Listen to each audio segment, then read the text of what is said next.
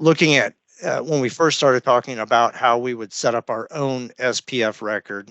So if an SPF record coming from a a different organization, if it's failing SPF, what do we want to do?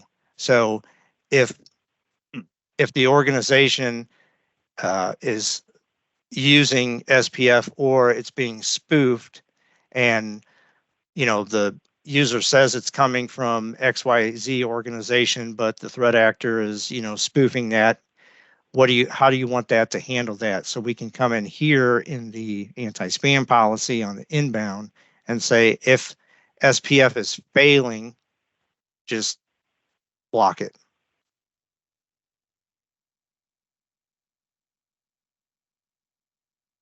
So one more thing to keep a lookout for there. Okay, so now that we would have our threat policies set up, we have it applied to our organization, we have the quarantine policies, we have our SPF, our DKIM, and DMARC set up. How do we go about ongoing configuration and improvements for our system? Within here, this configuration analyzer is going to come back and look at those. Let's say we have the standard or strict set up. So, and it's going to show you the different policies, like here in the model anti-phishing. Let me just expand this here a little bit. Maybe. Oh well. So we have it set to, or it's recommending, say, move to junk folder. So if an email is sent by someone who isn't allowed to spoof your domain, our current configuration is send it to quarantine. Microsoft says recommended is move it to junk folder. So within your organization, you can decide to, yes, I agree with that. That's how I want it to be. That's the setting that I would want. We can select it here, and then up at the top, we can just click apply recommendation, and it's going to go to that policy and set it for you. If we want to review it, we can just click on view policy here. Here it said move the message recipients to the junk folder.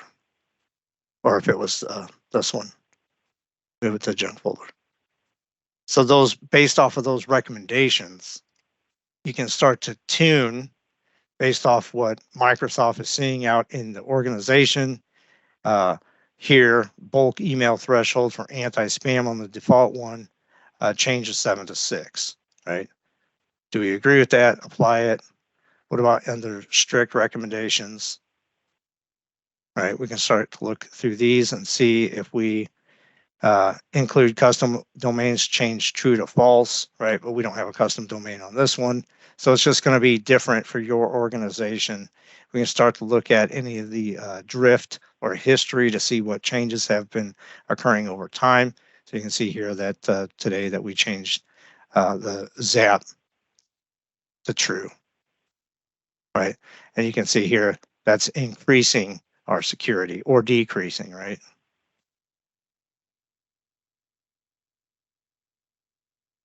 And all that relates back to the overall secure score. So within secure score, you're going to see a lot of recommended actions to help secure.